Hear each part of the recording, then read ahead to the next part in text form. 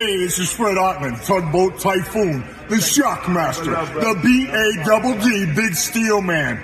And the card is subject to change. Watch it.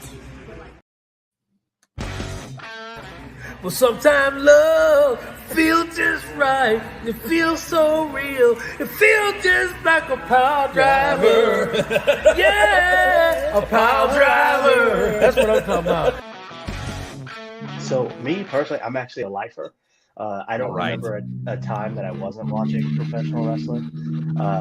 Even my mom explains it to me as when I was a small child, you know, I would just stop in front of the TV and just sit and watch, and I'd just be quiet and just totally zoned in. So I always been a wrestling fan. And as I get older and even learn more about the business, it's like I continue to fall in love with it for different reasons. Just it blows my mind. And I'm like tugging on my mom's pants and stuff, and I'm like, Mom. And she's like, yeah, what? And I go, I want to do that. And I'm like pointing at the TV. Well, she looks and she goes, oh, you want to be like Macho Man and wear the cool sunglasses and say, oh yeah, and do the elbow drop? And I go, no, I want to be the guy throwing snakes at people. Yeah. And now, your hosts of the Card Subject to Change podcast, the For Frequency's Sake Tag Team Champions of the World, the Wizard CZ, and never wrong, Nick Bull.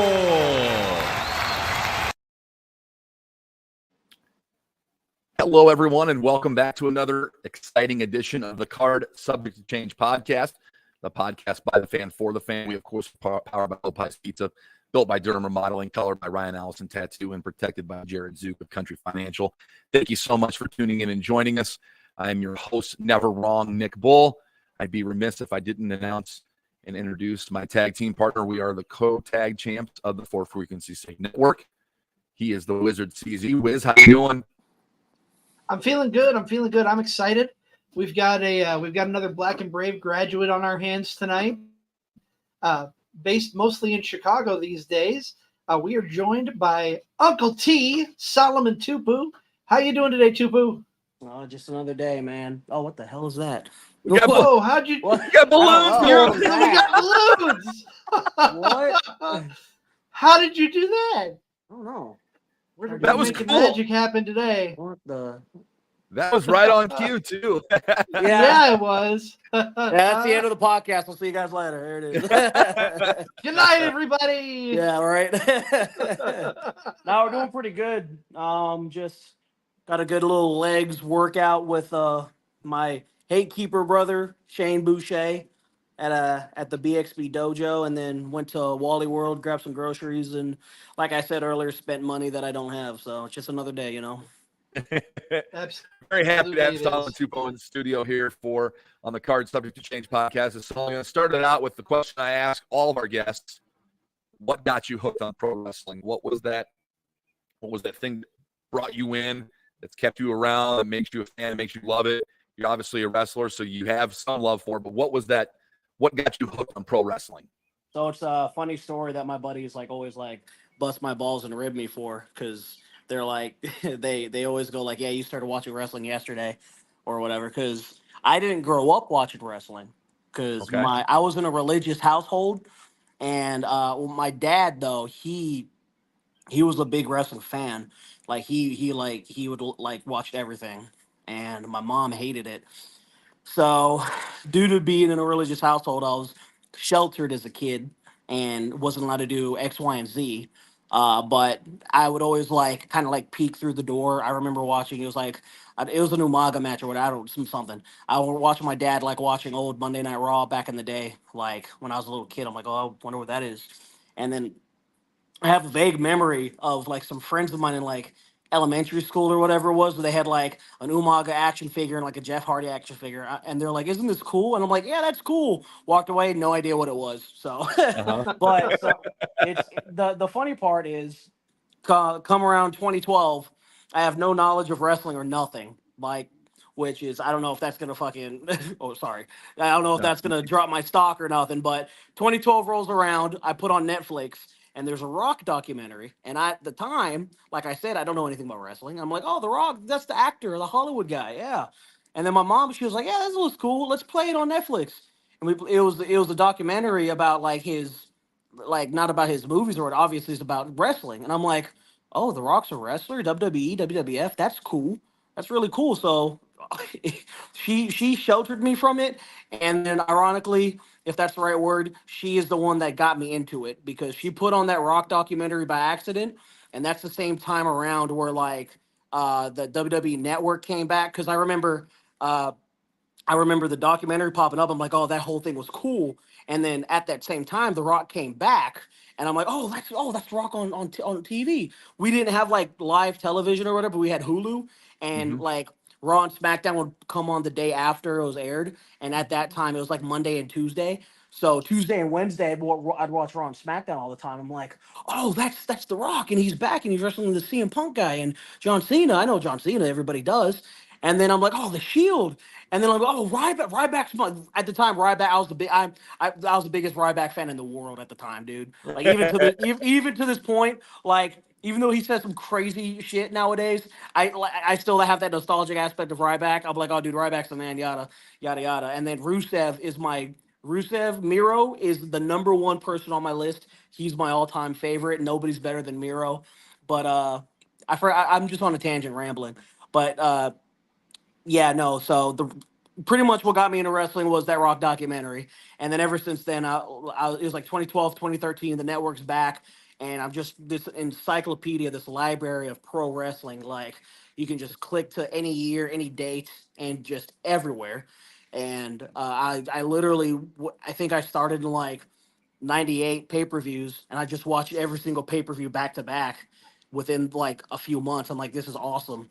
And then few years later, I tried to join the military. Didn't work out. I have poor vision in my left eye. Uncle Sam said no. And I was like, you know what? I want to be a wrestler. That sounds really cool. And I was like, oh man, where should I go? I saw Heath Slater had a school. I saw Rikishi had a school. I had Lex Luger had a school. But I was like, oh, Seth Rollins has a school. Black and Brave with the Shield. That's so cool. So like 2018, I was in my class where I graduated with uh, names such as like Conan Lycan and WWE NXT superstar Nathan Frazier.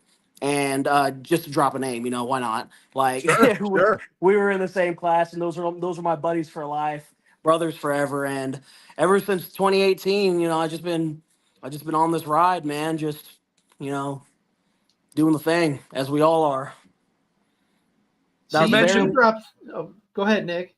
you I you, was you just. mentioned you mentioned Rusev and Miro, how he's your number one. Talk about what drew you to him and why he's your favorite wrestler. That's interesting. I enjoy his work too, but you never hear people saying that. So I don't know. I don't know what it is, but I've always been hooked on Rusev. Like when Rusev was even like that when he was Alexander Rusev in NXT, I was like, this dude's so cool. Like just because like I think it's because like I'm a bigger dude and he's a bigger dude too, but he's obviously more jacked than I am. But like I was just like, yo, he's like strong, fast, athletic, and actually really funny on the microphone. And like I would see interviews with him backstage, like when they would do the up down down shows. When there's one episode, I think they were playing Madden, and he was playing Madden with AJ, and then he was his mannerisms of him like. I think he picked six AJ, and he was like, "I'm too fast. I'm too fast." It was just so funny. And then I just got hooked from there. Like his work, I was just the biggest fan of when he had the U.S. title. He was undefeated for like a year. Like he was just like top heel at that time, I think. And with the whole Rusev Day stuff, that's money. I don't know what it was, but I just literally stole half of his movesets, like the wheel kick, the savate kick. I used to do the accolade. Like I just got hooked on Rusev, and then it was released, or he asked for his release. I forgot which one it was, and then he went to AEW with the damn Redeemer, Miro the Redeemer, bro. I was like, oh, this is money, bro. And then sure, it was sure. just so sick. I can't pinpoint exactly what it is. All I know is like at the time and still now, Rusev was like a drug that I couldn't get enough of. I just loved it. Love me Miro. Love me some Miro. Big fan. We've got our friend and fan of the show, Stryker, here, and he said that Tupu versus Miro, he would love to see that. I think I would too. I would too. How would that match go down? You guys are similar builds. How would that go down? That'd be very interesting. Sign me up. Yeah, sign me up too. I'm down. I'll find out. He's literally like the top of my list. Like, that's the number one thing that I want to do in pro wrestling is wrestle Miro. Like at the moment, obviously, Sure. things change all the time. But right now, for the past few years, like wrestling Miro is number one. So I want to drop another name who's on the independent scene that you have some familiarity with, because I've seen a couple of your matches and they are just absolutely hard hitting. Talk about your matches with Manders, good friend of the show here. Yeah, called Steve Manders, bro. I love wrestling Manders, dude. I've had some of my best matches with him. I've had some of my worst matches with him. You can, if he ever gets on this podcast or whatever, you can ask him about our first ever street fight where it was a train wreck. But no, I recently we had a match in Chicago style, which I consider my home promotion, and it was a banger. And I don't know if I'm allowed to say this. Who cares? Everybody knows it. Will Ospreay was in the back. It was super cool. Like he pulled me aside. He was like, "Mike, that was the coolest. I love that style of work. Big man fighting big man. It was great, bro. Blah blah blah blah." I'm like, dude, you're Will Ospreay. That's cool. Thanks, bro. But no, I owe a good chunk of my career to Manders because when I first started, he would have me in his car or ask me to hop in the car, and I would hop in the car all the time. And it's just like a lot of where I am is because of him, and I'll never not say that because he's helped me out a lot. So much love to the old cowpoke, old called Steve. How cool is that to get back from your match with Manders and have probably one of the most popular wrestlers, one of the most over wrestlers right now in the world being like, "Hey, I like what you did." That had to feel pretty cool. That's a thing, dude. It's pretty cool, man. So I want to know, we've talked about you going to Black and Brave, Seth Rollins, Merrick Brave. What was it like going in that first day, that what many have called Hell Day, or a lot of day zero? What was your mindset going in there? And then what was your mindset walking out on day zero after the what we've heard, the rigorous training they put you through, the rigorous tests they put you through? So what I remember from it, because like I'm getting like Snapchat memories from like 6 years ago today. I was like currently in class, which is cool because I'm like, wow, 6 years, that seems like yesterday. But I remember walking in day one, well, day zero, because the conditioning test is considered day zero. The week after is day one. But like, I remember walking in there and I'm like, at the time it was at the old facility called the Foundation, I think it is, over in Moline or Rock Island, whatever it was. But it was like this half CrossFit gym, and in the corner was the ring. And at the time, it's when Seth was the cover of, I forgot which 2K video game it was, but they had it was like a graffiti art of like Seth, where it's like burn it down. That's where the burn it down thing came from for the video game cover. And they just had a giant, like, huge display of it. Like the entire wall was like a custom thing for it. And then the ring was right there. And then the coaches were around. Some of the grads at the time were around. And I remember walking up. I'm like, oh my God, this is pretty cool. And I did my research on some of my fellow students, and some of them like Nathan Fraser. I saw he had some prior wrestling experience, and I'm like, oh, dude, this guy's probably really good. And then Conan Lycan, I thought like he's a D1 athlete, and he's just big Jack New Yorker. I'm like, oh, this dude's like, he looks kind of mean. Oh, I don't know about this guy. He looks good too. And then like I just walked in, and then I shook everybody's hands, and we clicked from there. And then we all sat down and we did the intros, yada yada. And I remember because we're just introducing ourselves, to everybody, like, and the coaches and all that. And Seth was late, but I remember seeing him on the corner of my eye, him walk in, and I'm like, oh my God, that's Seth Rollins. I'm freaking out. And then, and then luckily that, like, I mean, we're all fans, and I consider us all coworkers at this point, but at the time, like, the fanboy in me, it was like, okay, I'm here to be a wrestler, so I have to, like, get rid of that as fast as possible, Sure. which is hard to do it sometimes because I just marked out over Rusev for like 10 minutes. But like, but I remember he walked in. I'm like, oh, Seth Rollins is here, and he was like, we're gonna kill you guys tonight. Time to get running. I'm like, oh damn. So they definitely put us through the ringer for that. That conditioning test is no joke. It's probably the hardest thing I've ever done in my entire life, like, or the second hardest thing I've ever done. But like, I don't know. It's definitely very difficult. And my mindset was like, oh man, well, this sucks, but 3 months of this, and then I'll be able to do my thing. So get through it and just have fun. And luckily, we had a good time. It was fun and all that. So it's pretty cool. Yeah, I know. I've heard stories. The word burpee has been brought up. I hear that word and I just run screaming because not even in the best shape of my life 10 years ago would I have been able to do that, but especially now. Ooh, no. Yeah. Not to mention all the other stuff that I'm sure they have you do that. Yeah, It was a lot of burpees, especially in like my class. So you mentioned the Hate Keepers, Shane Boucher,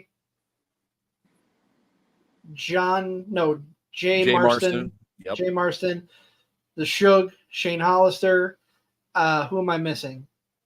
Conan Lycan, yes. How did the Hate Keepers come about? Talk about that group, how that came about, and how you became a part of it. So like myself, Conan, Shane, and Jay. We all kind of like started at CSW together, and it was like 2-3 years ago, and we're all doing our thing for the first few shows, and then one of the bookers came up to me. They're like, "Hey, we want to start a group with you guys. Find a handful of guys, and we'll see what happens." So I was like, "Oh, obvious picks for these guys, the four of us." So it was a no brainer. Like we were literally in the same. We FaceTime each other every single day. We're in group chats all the time. We bust balls. We have fun. Like, it just came about where it was just we're all on the same show all the time. You might as well be at the top in a group, and then we just became the Hate Keepers, and we just kind of like ran a roughshot. And then Shug was introduced a little bit later into into the group. So and it became the five of us, and it was because like Shug is like love Shug to death. He's like an uncle. Ironically, Uncle T. Yeah, he's like Shug's definitely like an uncle to me, a big role model because like I've wrestled him a million times. He's just an encyclopedia for wrestling. He's been around the game for a long time, so he knows what he's doing. So like just having him there just like helped out and even made it even more fun. And yeah, just some 2-3 years later, here we are. That's awesome.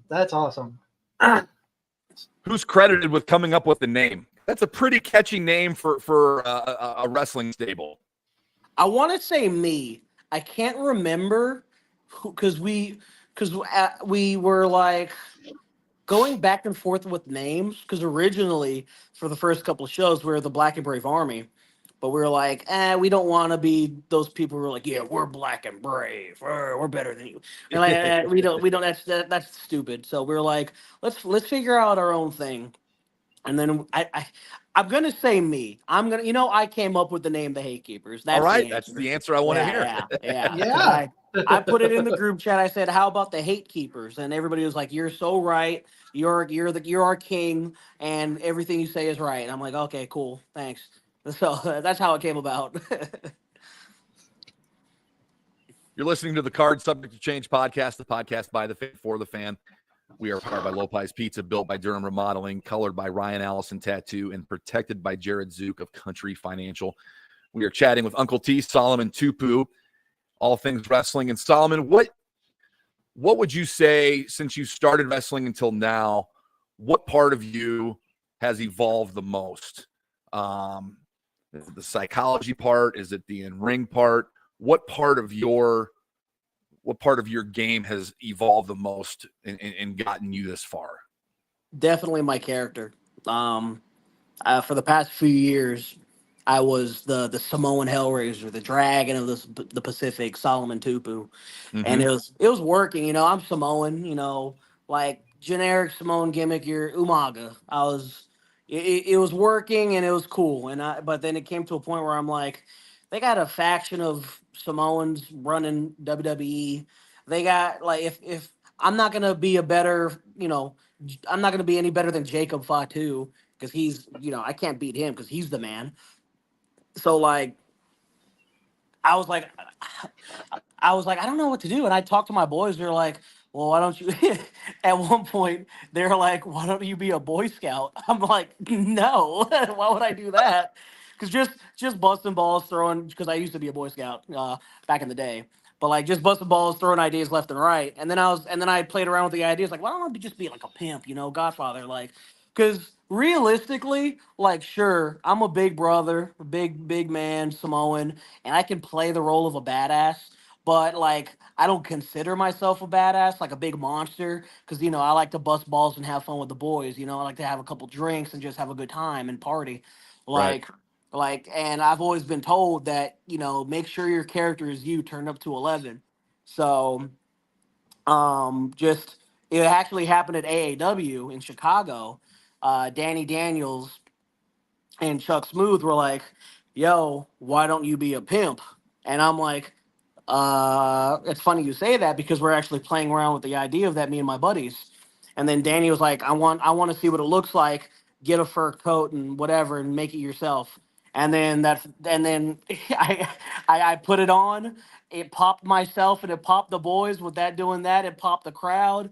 And I was like, this kind of feels right. Just me having, because I was just having fun, like I said, being the big Samoan monster was cool and all, but I just didn't want to be Samoan guy number two, Like like I said, Fatu does that gimmick better than I ever could.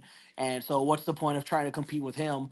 Because I've always felt like myself, like I reached my glass ceiling and with the whole Dragon of the Pacific thing, and I'm like, how can I get past that? And there's no right answers. It's just like figure it out. So I was like, you know what? Let's put on a fur coat. Let's put on double sunglasses. Let's get some money guns. And then I was like, Uncle T. Oh, that sounds catchy. Sure, why not? Because in the Polynesian culture, even if you're not related, everybody's like uncle. If you're younger, it's cousin, and if Yep. they're older, it's uncle or auntie or whatever. Like if you go to Hawaii, you're gonna see two strangers. They're gonna be like, "What's up, aunt? What's up, auntie? Hello, hey, uncle." Yada yada yada. So I'm like, well, that just makes sense. Oh, Uncle T. Solomon Tupu. So it just turned into like me like thinking of things that'll pop me and pop the boys, and I'm like, well, how can I translate this into the ring? And then I just I just threw shit at the wall, see if it stuck, and some things worked and some things didn't, and here we are now, man. Just so I would definitely say the character aspect because I'm a big character wrestler, like so definitely, like I can go in the ring, but I just love characters, because everybody can be a badass, everybody can be the dark brooding character or whatever. But what has wrestling never seen? Like never, I don't think there's ever seen a Samoan that's like I don't want to say pimp because I ain't got no hose, but like I don't think I mean, anyone's seen a Samoan do what I'm doing, we've had a tribal chief. Why not a tribal pimp? Exactly, man. So that Solomon, let me ask you, what was the reaction the first time you came out with the fur coat and just the whole Uncle T getup? What was the crowd reaction, and what was your response to it? So they were kind of confused because it was at like I forgot which AAW show it was at, but it was for the past year I was in a faction. It was me, Conan, Joe Alonzo, and Chuck Smooth were in a faction at AEW, And then we're just like big monsters, whatever, yeah. But then they're like, we want to see something different. We need a character change. And then I came out with all the gimmicks and the fur coats and all that, and the glasses and whatnot. And like the crowd was like, half of the crowd was like, "What the hell is that?" But the other half was popping like, "That's kind of funny." Like, like they some of them know me behind the stage, so behind the curtain, they're like, "That's funny." Solomon's like being himself. So, and then I was like, this is actually kind of fun. Like, I'm actually having a really fun and good time with this. Like, I was kind of getting burned out with the Monster Simone stuff, but like, this is actually a lot of fun. So let's just see where this ride takes us. And about like a year and a half, 2 years later, here we are. That's awesome. I think that is a good place for us to take a quick time out, pay our dues to the network and our sponsors. So I am going to play our commercial break here. We'll come back with Solomon Tupu, but before we get that on the other side of the break, we're going to have our moment of focus with JT Energy. Stay tuned. We'll be back in just a minute. Football season may be over, but for frequency's sake, still has you covered for all your sporting needs. Tune in every Sunday when the best professional wrestling podcast around, Cards Subject to Change, gets you caught up on everything inside the ropes. They won't miss a count with weekly analysis and interviews. More into auto racing? We've got a double dose for you on the track. Tune in to Fast Money with Rod Villagomez each week and win some money with the quickest bets in all of sports. Want more insight from Pit Row? Check out the Green, White, and Checkered podcast where they give their insight on everything happening on and off the track. Need your basketball fix? Points in the Paint has you covered with live shows every other week looking at everything in the association. Backed by popular demand, we have the return of The Payoff Pitch, FFSQC's baseball show, covering you on news around the MLB. If you're missing football, don't fret. Mark and Dan still have you covered in the football lounge. Missing Joe Winkle? Probably not, but he's still here talking sports on Educated Ignorance. Football season might be over, but we've still got you covered. For frequency's sake, you know what we mean. For frequency's sake is brought to you by Durham Remodeling, serving the Quad City area's remodeling and repair needs since 1973. Clint's Draft House, grab a bite and a pint. 7th Street, Moline. Lopez, New York-style pizza served up by the slice or pie, Davenport. Lifted Energy, energy drinks, coffee, donuts, and more. #GetLifted. Atomic Sports Cards and Collectibles. Sports cards and memorabilia, vintage clothing, hats, pennants, and more. Ryan Allison Tattoo. Step into the vibrant world of tattoos with Ryan Allison. And A Cut Above, offering quality custom woodwork designed specifically around our customers. Welcome back to the show. Welcome back to the show, everybody. Card Subject to Change podcast by the fan for the fan. Episode 127, a visit with Uncle T, Solomon Tupu. We've had a good time so far getting to know Solomon. We're going to get to know him a little bit more here in a few minutes. But first, CZ, I think it's time to step back and have a moment of focus with our friend and everyone else's JT Energy. I do believe you're right. Well, hello. It's time for a moment of focus with the feline phenom, JT Energy. In the Card Subject to Change podcast, you're lucky enough. You have Uncle T in the house, Solomon Tupu, the man that makes it rain and brings the pain. And if there's one person that can attest to this, let's focus on making change in a positive way. Because nothing will ever change if there is no change. So if you want something and you want a different outcome, make sure that you change something about the way that you show up, the way that that situation is. Because sometimes we just look at things and we just let them remain the same and we don't do anything. So today, think to yourself, what do you want to change? And then tomorrow, or even today, make that first step into helping that change progress. Taking that first step. And let's see what happens in our lives. This has been a moment of focus with the feline phenom, JT Energy. JT That was our good friend. always has an interesting way of with the words and putting things, and something he said there stuck out and kind of coincided with what Solomon was talking about before we went to break about how he changed up his character a little bit, went from this Samoan madman now to more like the Samoan pimp. And I got to ask you this because, I mean, it's just been the biggest wrestling storyline in years with the bloodline. What is your take on the bloodline? What do you like about it? What you don't like about it? And where do you see, if you could plug yourself into the bloodline, where would you plug yourself into at? I love everything that's been going on with the bloodline, honestly. Like I feel like I thought when Jay was taken out and there was kind of like a year without Jay, I was like, it's kind of getting like whatever. But then they kept on like upping the stakes. And then after Roman dropped the title and it's Sola and now the Gorillas of Destiny, that's sick. Like that's cool. You know, like I don't know, man. Like everything they're doing right now is really cool. I'm excited to see what they do in the future. And like where I'd insert myself in the bloodline, dude, I'll be driving the bus, man. I'll be driving the party bus. That's where I put myself.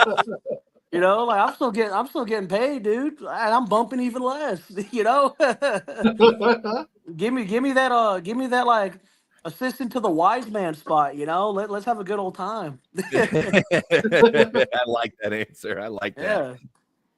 Now, Solomon, we're talking about the WWE, how you'd fit into the bloodline. Let me ask you this. I believe, if I'm not mistaken, you had a tryout with the WWE, correct? Yeah. I want to hear your story about how that came about and how that went and how you felt afterwards. So it was, I think it was either the end of 21 or 20. I think it was the end of 21 or 22. It's one of them. So that tryout came by pure luck. Like I'm not gonna say like they reached out to me or there's scouts everywhere left and right. I got that tryout off of pure luck. Because they had I don't know if y'all remember it, but they had the SummerSlam, apply now for a Vegas tryout, SummerSlam, blah, blah, blah, blah, put in your email. So I was like, as probably everybody else did, I was like, why not? I'll throw my name in the hat, Sure. 1 in a million chance, who knows? About a couple months later, I get an email from like WWE. They're like, congratulations, we'd like to have you for a tryout. I'm like, oh my God.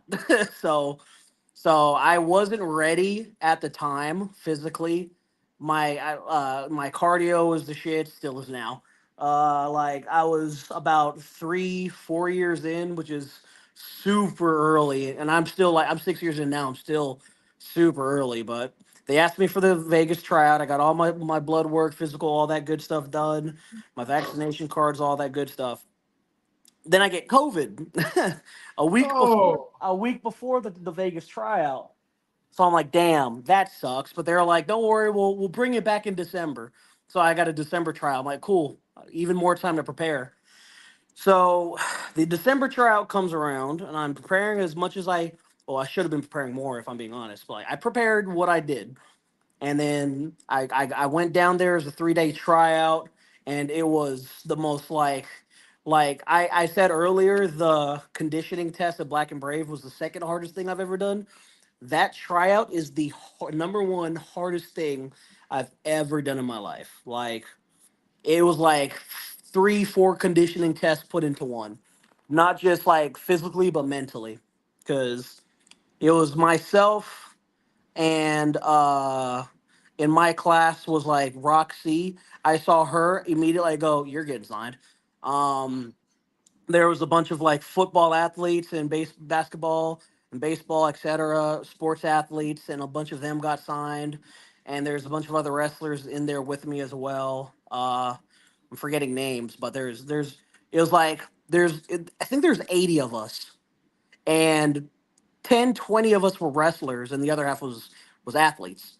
Sure. And I remember the first day was it was so cool because Regal was there, and the first day was like eccentric work, yada yada, and then promos with Regal, which was Regal's the man. I can't say anything bad about him. I can't say enough good stuff about him. Regal's the man. William Regal is an awesome human being. Very soft spoken, but like you can't help but like he draws you in when he talks to you. So that was cool to do promos with him.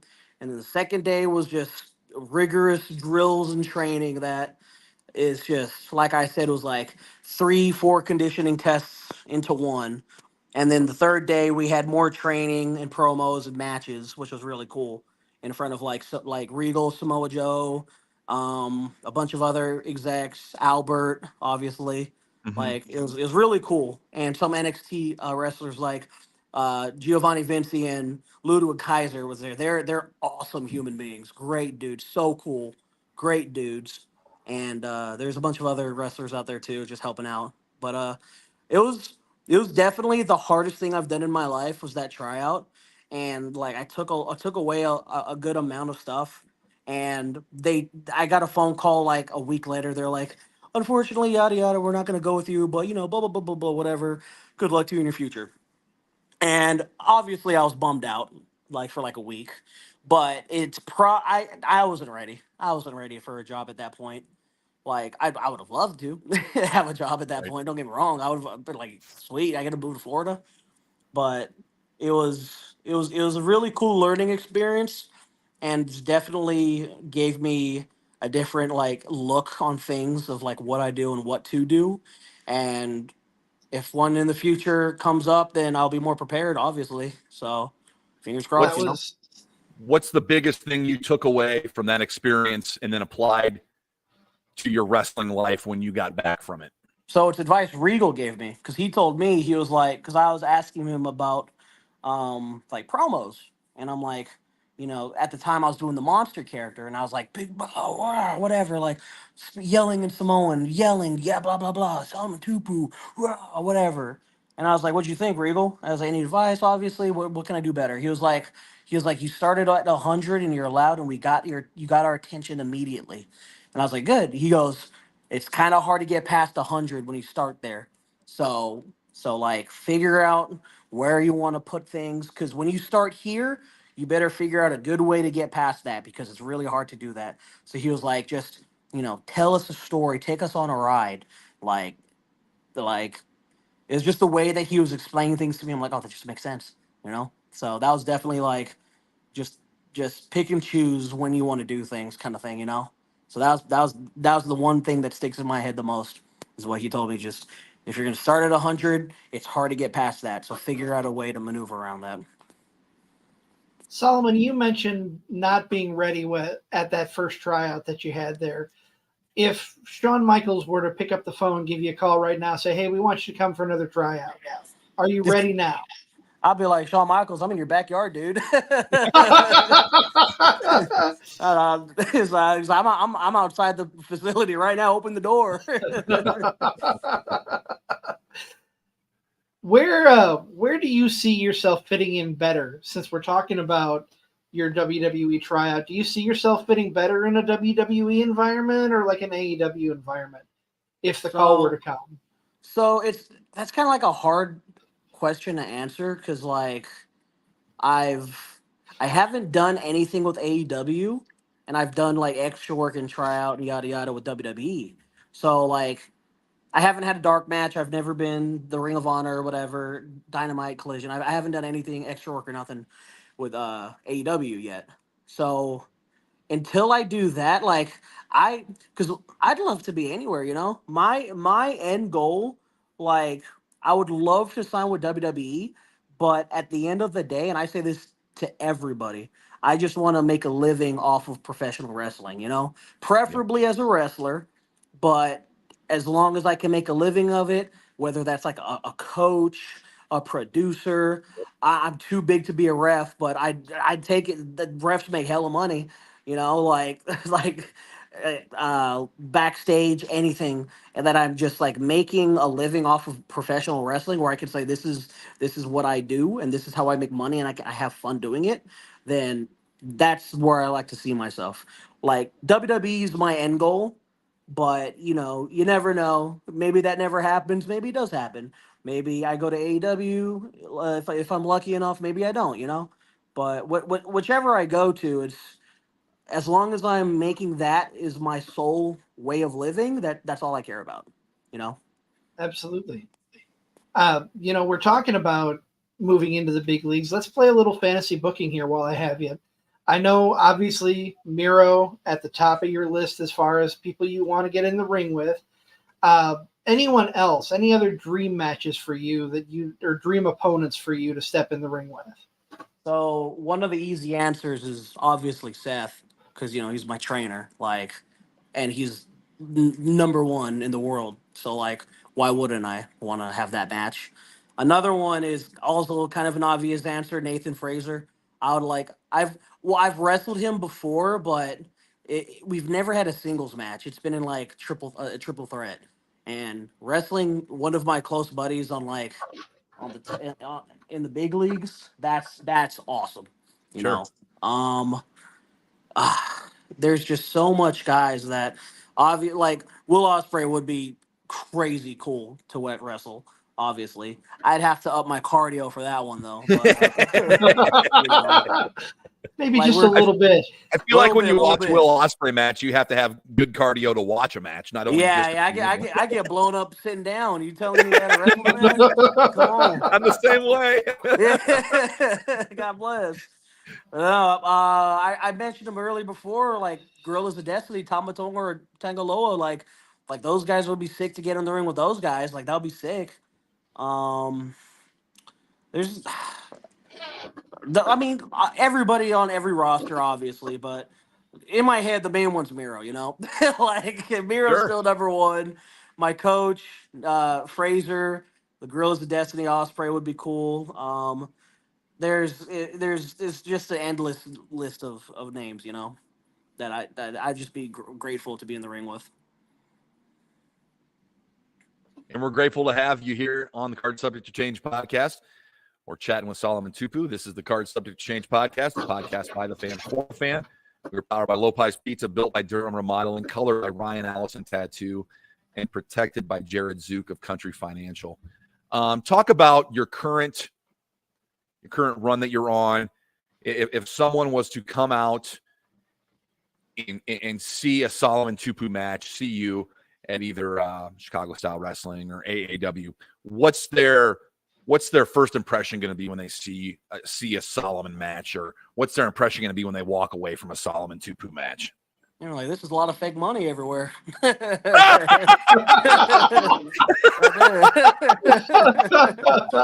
Oh, he's like Okada with all that fake money. Exactly. Coming down, right? Except I'm poor and he's rich as shit. Yeah, I don't know, man. I don't know. I always have fans come up to me. They're like, "Oh, that was a great match. Oh, that was a great match." Yada yada.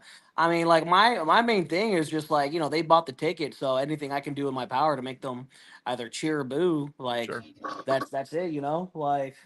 Obviously, I want to be someone's favorite wrestler leaving the show, and I probably am some people's go-tos, but until I'm on the list of people talking about all the time, for example, another name, I can't believe I forgot it. He's not in WWE or AEW. He's in TNA. Jake something. I'd pay any amount of money to wrestle Jake. Jake's the man, and that kind of segues into what you want, what you want people to think of. I want people to think of me on the level of Jake something one day, where they're Jake something's top of the indies, TNA. He's going crazy. He's doing everything.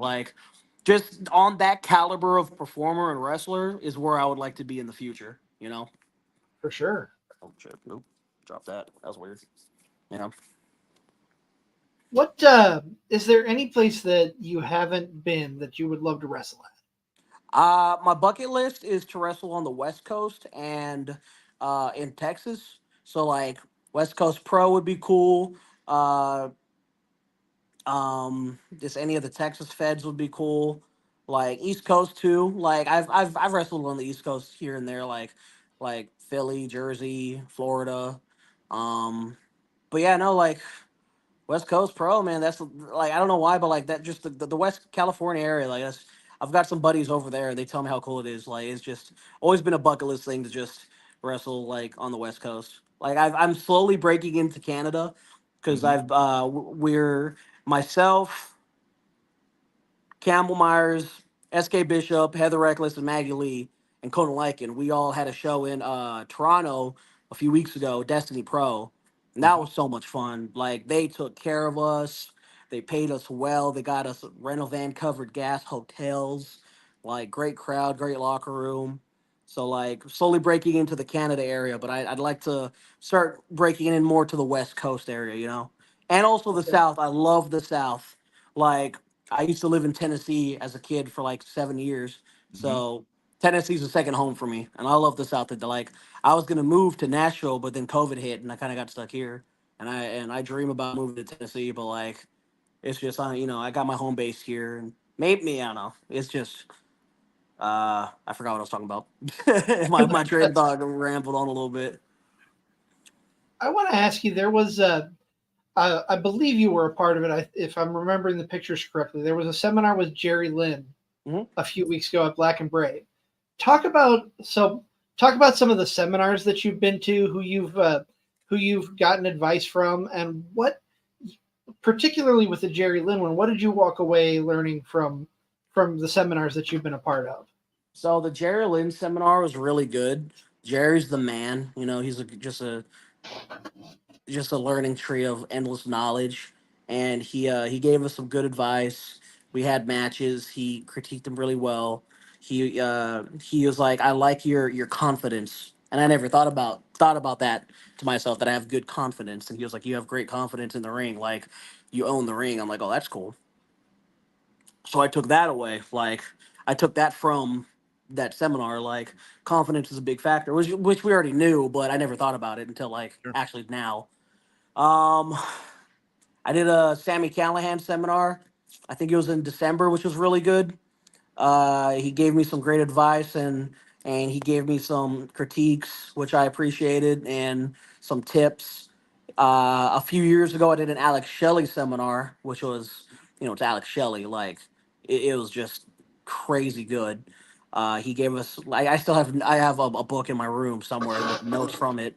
But one of the best seminars that I've ever done is a Jimmy Jacobs seminar, which was nothing but promos, obviously.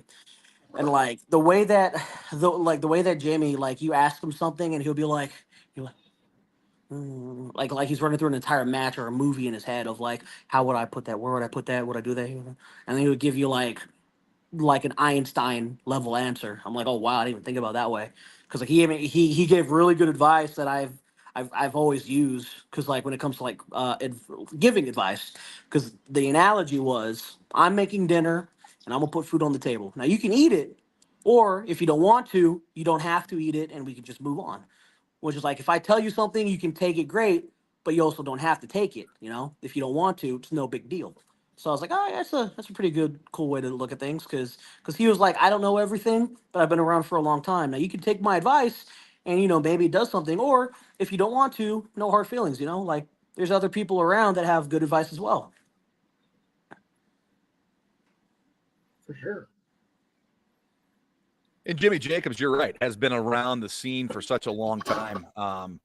He's seen a lot, he knows a lot, and he's able to share that. And I think that's tremendous you tell that story, because so many times you hear people having ego, and there's no ego there. He's, hey, if you want it, take it. If not, no big deal. You're not going to hurt my feelings. And I think I like the fact you shared that story. Mm-hmm. Yeah, it was really cool, just the way that he was just like dissecting everybody's promos. It was really eye opening, because at that point I was like maybe a year in, so just having that knowledge that early is a lot of help. And having a promo seminar with Jimmy Jacobs, one of my all-time favorite promos is from him from Ring of Honor, when it was at Man Up and they did the blood edit. They couldn't put it on the pay-per-view because of the graphic nature of what was going on around him, but the promo he cut was just masterful even back then. Mm-hmm. No, he's one of the best to ever do it, man. So what does Solomon? Go ahead. Oh, you go ahead, CZ. No. You take this one. I was going to say, Solomon, where can people see you coming up in the coming weeks and months for wrestling? Where can people follow you? What shows can they see you on? This Spoiler, weekend. that's exactly what I was going to ask. Oh, perfect. this weekend I'll be in AAW in Chicago for their upcoming show, which will be a lot of fun. We're doing some pretty cool stuff. I'm doing some cool backstage stuff that people are going to see in the near future whenever they get it started. Next week, I will be in Chicago again for Ego Pro. Robert Anthony. He's running shows now. Ego Pro. They're always super fun. I think the week after that, in 3 weeks, next week, 3 weeks, I'll be in St. Louis for WrestleMax. For KLD's promotions, and WrestleMax is always taking care of me. It's always a good old time. St. Louis seems great, always a lot of fun, and show after show after that, The road goes on forever, right? Mm-hmm. Where can our viewers and listeners find you if they want to follow you on social media? Oh, Instagram, X, Facebook, YouTube, Reddit, Google, at Solomon Tupu, just type in the name and Uncle T will be there. Well, Solomon, I want to thank you very much. This has been a fun show. I do hope we get to have you back on because I feel like we just scratched the surface of things we can talk about with you. Any final thoughts to give our listeners? Wrestling's fun, man. we all do this to escape reality. I go to shows and I have fun with my friends, and then I just forget about all the BS of real life. Just goes away for X amount of time, and people going to shows want to have fun and have a good time. So, just spread love and positivity, and just have fun with everybody. Hang out with your friends, have a couple drinks. If you don't, have a soda pop. Just have a good old time. You have fun at the show. Enjoy the wrestling. Enjoy the characters. Enjoy each other's time, because you never know. When it's going to be the last time you'll see X person or not. So just have fun, spread love, have a good old time. You hit the nail on the head there, Solomon. Wrestling is an escape, and thank you for letting us escape with you for the better part of an hour. You had some great stuff to say, and we're glad to have you on here, and very, very pleased to get you booked, and very pleased to have you on the show. You're great, and the door's open anytime you want to come back. No, I'll be back whenever you want me back. Hell yeah, we'll talk about that and get you booked in the future. Speaking of bookings, next week we will be talking with Gunner Brave. The week after that, we have our on the road podcast, the Absolute Pre-Show Party podcast, coming from Waterloo, Iowa, with the boys from Absolute Pro Wrestling. Stay tuned to socials for announcements on guests. We have already announced one, and that is the Absolute Pro Wrestling champion, Ethan Everhart. That's Sunday. We'll be watching it late, so don't send us your spoilers. But Clash in the Castle is that weekend, so we'll be reviewing that likely that Sunday. But that is going to wrap things up for tonight. This is the Card Subject to Change podcast. We are powered by Lopez Pizza, built by Durham Remodeling, colored by Ryan Allison Tattoo, and protected by Jared Zook, Country Financial. Thank you so much for tuning in. We will see you next week right here on Card Subject to Change.